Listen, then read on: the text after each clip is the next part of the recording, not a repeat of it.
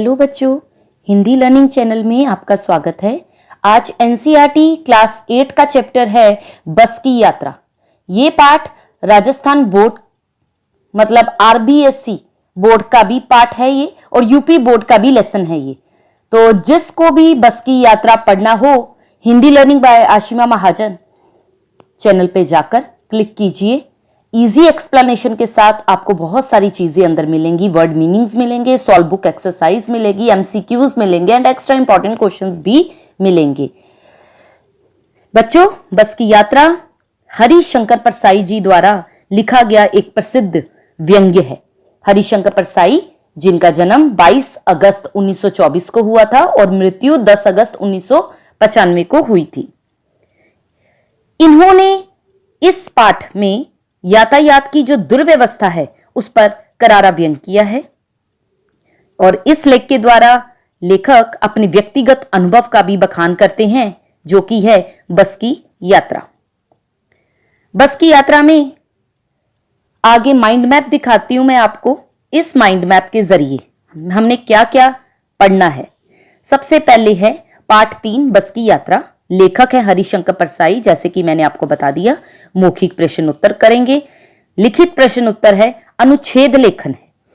अनुच्छेद लेखन में क्या हो सकता है, मतलब आपको अनुच्छेद पूछा जा सकता है। कैसे? अब आपको इससे रिलेटेड वायु प्रदूषण पर एक लेख तैयार करने के लिए दिया जा सकता है, क्योंकि अधिक धुआं फेंकने वाले जितने भी पुराने वाहन हो जाते हैं वायु प्रदूषण को बढ़ावा देते हैं। तो वायु प्रदूषण के अन्य घटक कौन से हैं, इसका उल्लेख करते हुए वायु प्रदूषण पर एक लेख तैयार कीजिए। तो ये चीजें आपसे पूछी जा सकती हैं, राइट। उसके बाद शब्द भंडार है। अर्थ ग्रहण संबंधी गद्यांश हैं, यानी कि एक एक गद्यांश पर आधारित प्रश्न उत्तर आपसे पूछे जा सकते हैं। शब्द भंडार में आगे शब्दार्थ हैं, जो मैंने आपको इस वीडियो में बहुत सारे शब्दार्थ एक जगह पर कंबाइन करके दे दिए हैं। उसके बाद है लेखक का चिंतन एवं श्रद्धा भाव, यानी कि इसमें बताया गया है आपको कि कई बार क्या होता है कि बस को देख के ना लेखक के मन में बहुत बार इस पाठ में श्रद्धा का भाव उमड़ा। तो वो क्यों उमड़ा? तो लेखक ने ये कथन बड़ा व्यंग स्वरूप लिखा है कि हम भारतीयों को ना ये बड़े संस्कार है कि हम बड़े बुजुर्ग पुरुष महिलाओं को बड़ी सम्मान से, बड़ी श्रद्धा की दृष्टि से देखते हैं। और बस भी अत्यंत पुरानी थी, जर्जर अवस्था में थी, इसलिए लेखक ने बस का मानवीकरण करते हुए लिखा है कि जितनी भी बूढ़ी बस है, वयोवृद्ध बस को देखकर मन में श्रद्धा का भाव उमड़ ही आता है। उसके बाद लेखक की व्यंग्यात्मकता आपको बता दी है। शैली कैसी है, प्राइवेट कंपनियों में बसों की जर्जर हालत कैसी होती है, जब आप पाठ पढ़ेंगे आपको मालूम चल जाएगा। विराम चिन्ह है, विशेषण है, लिंग है, अनेकार्थी शब्द हैं, यानी कि जो जो पाठ में डिस्कस होगा वो सारी चीजें मानचित्र के अंदर आपको दे दी गई हैं।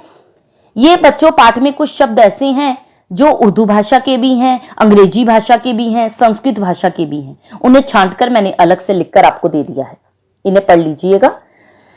जिस वाक्य में प्रश्न पूछा जाता है उसे प्रश्नवाचक वाक्य कहते हैं। तो प्रश्नवाचक वाक्य में क्या क्या लगता है आपको पता ही है, क्या, कहां, क्यों, कैसे, इन शब्दों का प्रयोग होता है। तो ये नीचे आपको वाक्य दे दिए हैं। जिन शब्दों के एक से अधिक अर्थ होते हैं उन्हें अनेकार्थी शब्द कहते हैं। जैसे बस यातायात के साधन के अर्थ में और पर्याप्त के अर्थ में प्रयुक्त होता है ना। बस को हम यातायात का साधन भी कहते हैं, और बस जो है वो कहते हैं ना, बस करो अब और मत बोलो, पर्याप्त है ये, है ना। तो नीचे दिए गए अनेकार्थी शब्दों के अर्थ दिए हैं, यानी कि कर को और क्या कहते हैं, हाथ भी कहते हैं, टैक्स भी कहते हैं, पत्र को इसी तरह सोना, इसी तरह मन। तो बहुत सारे शब्दों के अर्थ जिनका वाक्य प्रयोग आपको करके दे दिया है।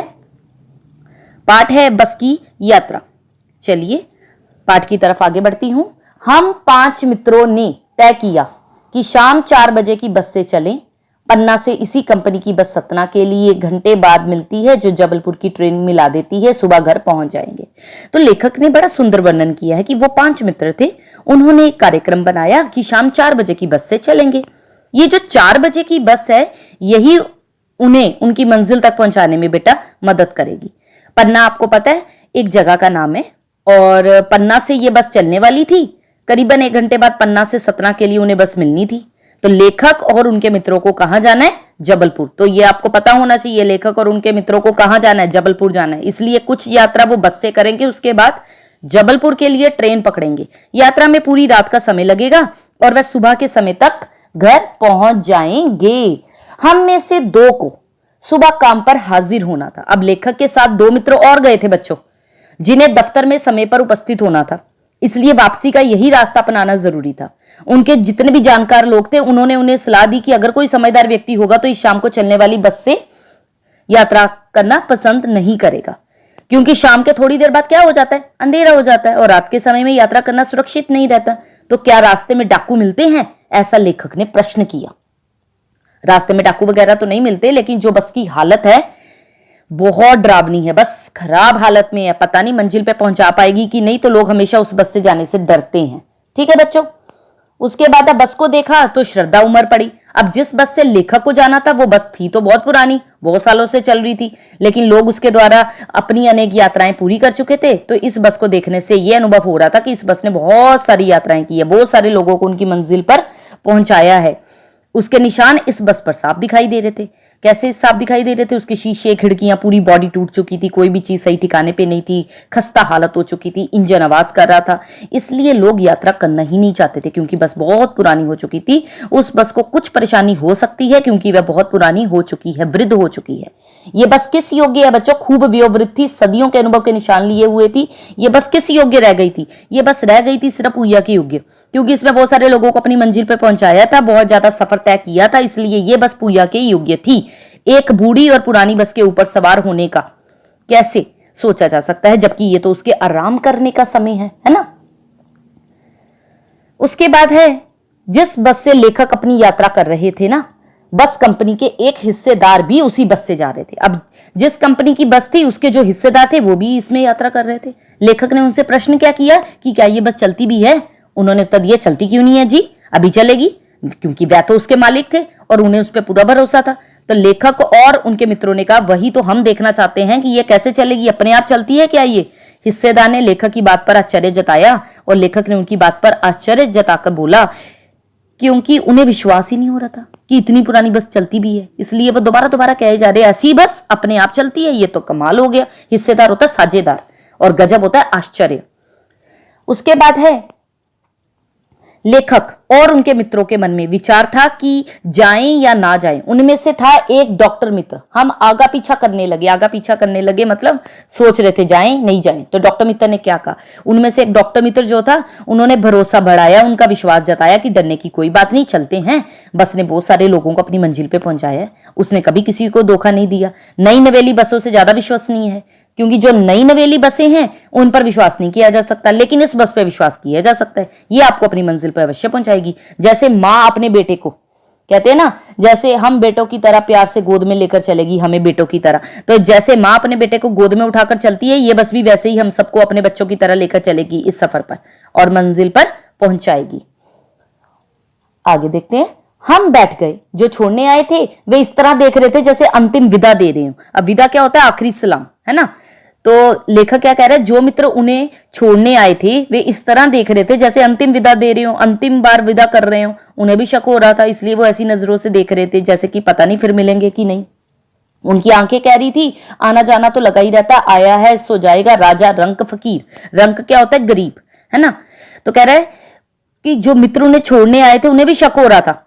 उनकी आंखें कह रही थी कि इस जिंदगी में लोगों का आना जाना तो लगा ही रहता है, लोग पैदा होते हैं, मृत्यु को प्राप्त करते हैं, आदमी के इस दुनिया से जाने का कोई ना कोई एक निमित्त कारण जरूर बनता है। निमित्त होता है कारण, है ना।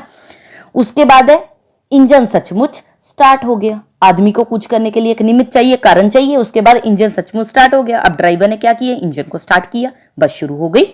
जब वे बस में जाके बैठे तो ऐसा महसूस हुआ कि जैसे वे इंजन पर ही बैठे हो, क्योंकि पूरी बस में इंजन की ही आवाज गूंज रही थी। बस की खिड़कियां थी, उस पर बहुत ही कम कांच लगे थे और हवा भी पूरे जोरों से आ रही थी। जो कांच बचे थे वो टूटे फूटे थे, बुरी हालत में थे, यात्रियों को चोट लग सकती थी। वे तुरंत खिड़की से दूर खिसक गए, क्योंकि लेखक डर रहे थे कि कहीं उन्हें कोई चोट ना पहुंचाए, इसलिए वह खिड़की के पास बैठे ही नहीं जाके। इंजन चल रहा था, बस स्टार्ट थी। ऐसा महसूस हो रहा था यहां पे बैठे हैं, इस सीट के नीचे इंजन लगा। घर घर की आवाज, घर घर की आवाज आ रही थी उनको सीट के नीचे से। हमें लग रहा था कि हमारी सीट के नीचे इंजन है ना। तो उन्हें घर घर की आवाज आ रही थी। इंजन चल रहा था, बस स्टार्ट थी, और जो कि बहुत ही खतरनाक महसूस हो रहा था। मतलब आगे बढ़ती हूं। बस सचमुच चल पड़ी और हमें लगा कि वे गांधी जी के असहयोग और सविनय अवज्ञा आंदोलन के वक्त अवश्य जवान रही होगी। बस इतनी पुरानी थी कि लेखक और उनके मित्रों को लगा कि वे भारत की आजादी के समय हुए असहयोग और सविनय अवज्ञा आंदोलन के समय की होगी। जिस तरह से गांधी जी के समय में असहयोग आंदोलन चलाया गया था ना, इस तरह इस बस का हर हिस्सा पूरी तरह से सहयोग नहीं कर रहा था, यानी कि एक दूसरे का साथ ही नहीं दे रहा था। बस बहुत पुरानी है, पुराने जमाने से चलती आ रही है, इस कारण उसकी हालत इतनी खराब हो गई है। अब लेखक इससे यात्रा करने से डर रहे हैं क्योंकि उसके इंजन आवाज कर रहे हैं, खिड़की टूटी है, एक पुर्जा हिल रहा है। उसके बाद कभी लगता सीट बॉडी को छोड़कर आगे निकल गई, कभी लगता सीट को छोड़कर बॉडी आगे भागी जा रही है। 8-10 मील चलने पर सारे भेदभाव मिट गए। तो इसमें कभी जो लेखक है वो क्या कह रहा है कि अचानक कह रहा है कि बस में कुछ खराबी आ गई, वो रुक भी गई, बस की पेट्रोल की टंकी में भी छेद हो गया है ना।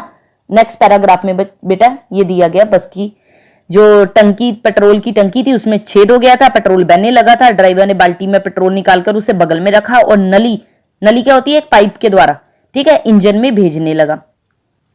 अब जो लेखक थे वो क्या आस लगाए बैठे थे, लेखक क्या आस लगाए बैठे थे, मैं उम्मीद कर रहा था कि थोड़ी देर बाद बस कंपनी के हिस्सेदार इंजन को निकालकर गोद में रख लेंगे। लेखक आस लगाए बैठे थे कि थोड़ी देर बाद बस कंपनी के जो हिस्सेदार थे वो इंजन को निकालकर गोद में रख लेंगे। ऐसा लेखक को लगने लगा था क्योंकि जो कंपनी की बस थी उसके जो हिस्सेदार थे वह भी इसी बस से यात्रा कर रहे थे। और अब तो यही सोचा जा सकता था कि अब धीरे धीरे इस बस के इंजन को भी निकालकर जो हिस्सेदार है वे अपनी गोदी में रख लेंगे और उसे नली से पेट्रोल पिलाएंगे, जैसे माँ बच्चे के मुंह में दूध की शीशी लगाती है। बस की रफ्तार अब 15-20 मील हो गई, यानी कि बस की जो गति थी, रफ्तार का मतलब है गति, अब 15-20 मील हो गई थी, यानी कि रफ्तार बड़ी धीमी हो गई थी बच्चों। 15-20 मील क्या होती है गति, है ना। लेखक को उस पर बिल्कुल भरोसा नहीं था क्योंकि उसकी हालत ही ऐसी थी और अब तो उसके पेट्रोल की टंकी में भी छेद हो गया था। उस पर भरोसा किया ही नहीं जा सकता था, कभी भी कुछ भी हो सकता था, ब्रेक फेल हो सकता है, स्टीयरिंग टूट सकता है, कुछ भी हो सकता था। मन में ख्याल आ रहे थे, जैसा उनके मन में बेय था और जैसा उन्हें संदेह था कि ये बस शायद ही हमारी इस यात्रा को सफल करे, और जैसा उन्होंने सोचा था और जैसा उनके मन में डर था वैसा ही घटित होता जा रहा था। अब दृश्य कैसे कैसे सामने आ रहे थे, प्रकृति के दृश्य बड़े लुभावने थे। जो दृश्य सामने आ रहा था जंगलों का, आसपास घने पेड़ों का, नदी का, तालाबों का, बहुत ही सुंदर दिख रहा था। लुभावने का मतलब होता है सुंदर। जब उसकी खिड़की से वो देख रहे थे तो दृश्य बड़े अच्छे लग रहे थे। दोनों तरफ से, दोनों तरफ क्या थे, हरे भरे पेड़ थे जिन पे पक्षी बैठे थे और चहचहा रहे थे। जैसा कि बस की हालत खस्ता थी, लेखक डरा हुआ था। वह जब भी कोई पेड़ आता सड़क के किनारे तो वह उसे दुश्मन जैसा नजर आता, क्योंकि ऐसा लगता कि शायद बस पेड़ से टकरा सकती है। जो भी पेड़ आता डर लगता कि इससे बस टकरा जाएगी। वह निकल जाता तो जान में जान आ जाती है। दूसरे पेड़ का इंतजार करने लगता। झील दिखती तो सोचता कि इसमें बस गोता लगा लेगी तो डुबकी लगा लेगी, है ना। अब इत्तेफाक से क्या हो गया, एकाएक फिर बस रुकी। ड्राइवर ने तरह तरह की तरकीबें की पर वह चली नहीं। एक बार फिर से बस रुक गई, फिर कुछ ना कुछ खराबी हुई। ड्राइवर ने बड़ी कोशिश की पर वह नहीं चली। बस ने अपना विरोध जताना शुरू कर दिया था। कंपनी के हिस्सेदार कह रहे थे बस तो फर्स्ट क्लास है जी, ये तो एक इत्तेफाक की बात है। इत्तेफाक होता है संयोग की बात है। ऐसा वैसा कभी इसके साथ कभी हुआ ही नहीं है, ये तो आज ही पहली बार ऐसा संयोग हुआ, ऐसा समय हो गया कि ये बस के साथ कुछ खराबी आ रही है, वरना परेशान होने की जरूरत ही नहीं है। कंपनी के हिस्सेदार ने भरोसा दिलाते हुए कहा बस बहुत ही फर्स्ट क्लास है, बड़ी अच्छी हालत में, ये डरने की बात नहीं है, ऐसा कभी कभी हो जाता है। आगे है शीन चांदनी में वृक्षों की छाया के नीचे। शीन होता है कमजोर, वृक्ष होता है पेड़ों, दयनीय होता है बेचारी। तो जैसा कि रात हो गई थी बच्चों, अब रात हो गई थी और रात कैसी थी, चांदनी। तो शीन चांदनी में पेड़ों की छाया के नीचे वह बस बड़ी बेचारी लग रही थी। बस जैसे कि रुक चुकी थी, अंधेरा हो चुका था और चांद की चांदनी में पेड़ों की छाया के नीचे वो बस खड़ी थी और बहुत ही बेचारी सी लग रही थी क्योंकि उसकी हालत बड़ी दयनीय थी। लगता है जैसी कोई बूढ़ी औरत थककर बैठ गई हो, बस इस तरह से रुककर खड़ी हो गई थी जैसे कोई बूढ़ी औरत थककर बैठ जाती है ना। उन्हें अपने आप पे खेद हो रहा था कि बेचारी पर लदकर हम चले आ रहे हैं, अगर इसका प्राणांत हो गया, प्राणांत होता है मरना, अगर ये मर गई तो ये पूरी तरह से बेकार हो गई, तो इस सुनसान जंगल में हमें इसकी अंतिम क्रिया करनी पड़ेगी, हमें इसका यहीं पर त्याग करना होगा और अपना सफर कैसे पूरा करेंगे, इस सब की परेशानी लेखक के मन में चल रही थी। हिस्सेदार साहब ने इंजन खोला। अब कंपनी के जो हिस्सेदार थे जो इस बस से यात्रा कर रहे थे, अब वो अपनी मदद करने लगे। उन्होंने इंजन को खोला और कुछ सुधारा, बस आगे चली। इसके बाद बस आगे बढ़ी, उसकी चाल और भी कम हो गई थी, ऐसे लग रहा था जैसे पैदल यात्रा कर रहे हैं। धीरे धीरे वृद्धा की आंखों की ज्योति जाने लगी। अब बस की जो हेडलाइट की रोशनी थी अब कम होने लगी। वृद्धा बस को कह रहे हैं, यहां पर वृद्धा किसे कहा गया, बस को, याद रखिएगा, वृद्धा का कोटेशन किसे दिया, बस को कहा है, और आंखें किसे कहा है, हेडलाइट को। तो चांदनी रात में जो रास्ता ढूंढकर वो धीरे धीरे चल रही थी, अंधेरी रात में उसकी हेडलाइट कमजोर हो गई थी, रोशनी कम थी, इसलिए चांदनी का सहारा लेकर ड्राइवर उसे धीरे धीरे चला रहा था। आगे जा पीछे से कोई गाड़ी आती दिखती तो वह एकदम किनारे पर खड़ी हो जाती और बस का ड्राइवर साथ से गुजरने वाली गाड़ियों को कह रहा था कि बगल से निकल जाओ। वह जो गाड़ियां गुजर रही थी वह नई नवेली थी, जवान थी, इसलिए वह उसे बेटी कहता है। लेखक बस की तरफ से कहते हैं कि उसकी तो उम्र हो गई है, तुम जवान हो, तुम निकल जाओ, मैं तो धीरे धीरे ही आऊंगी। एक पुलिया, अब पुलिया पे क्या हो गया, बस एक छोटे से पुल के ऊपर बस पहुंची थी कि एक टायर फिस करके बैठ गया। फिस होता है एक प्रकार की ध्वनि निकलती, पुलिया होती है छोटा सा पुल। टायर से एक प्रकार की ध्वनि निकली तो सब समझ गए कि टायर पंचर हो गया है और सफर वहीं पर थम गया, यानी कि रुक गया।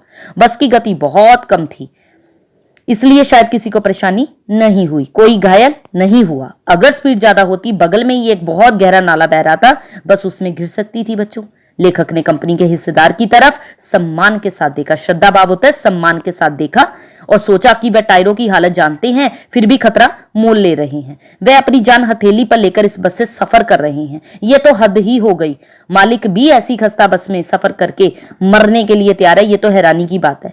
लेखक उसके बारे में कुछ श्रद्धा भाव से उसकी ओर देखते हैं और ऐसा सोचते हैं। सोचा, उत्सर्ग की ऐसी भावना दुर्लभ है। अब देखिए, उत्सर्ग की ऐसी भावना दुर्लभ है, ये जो वर्ड यूज किया गया ना, उत्सर्ग, ये किस लिए यूज किया गया? लेखक ने ये बात बस कंपनी के हिस्सेदार के लिए कही है बच्चों। हिस्सेदार बस के टायरों की हालत जानता था, फिर भी उसने टायर नहीं बदलवाया और धन कमाने के चक्कर में बस को चलाता रहा। उसे यह भी पता था कि इन टायरों की वजह से बस कभी भी दुर्घटनाग्रस्त हो सकती है, फिर भी वह यात्रियों के साथ साथ अपनी जान की परवाह न करते हुए बस में सफर कर रहा था।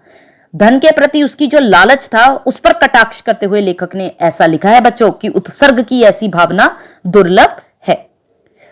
चलिए आगे बढ़ती हूं। अब आगे है, सोचा इस आदमी के साहस और बलिदान भावना का सही उपयोग नहीं हो रहा।